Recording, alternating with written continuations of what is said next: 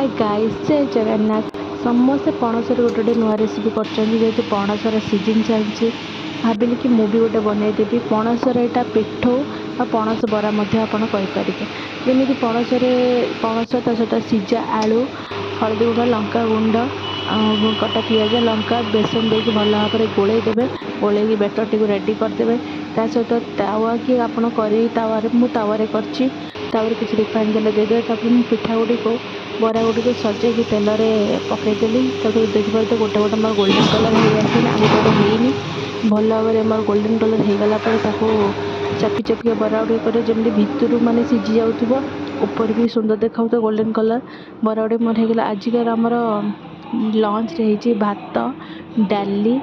आलू पणस कटा तरकारी मंजा राईता ता सहित पणस कटा बरा ता सहित पीता सागर गोटे बरा ता सहित कलम शाग एतिक आज आम लंच रही जगन्नाथ भिडियोटी भल लगे निश्चित लाइक करेंगे शेयर करेंगे सब्सक्राइब करेंगे।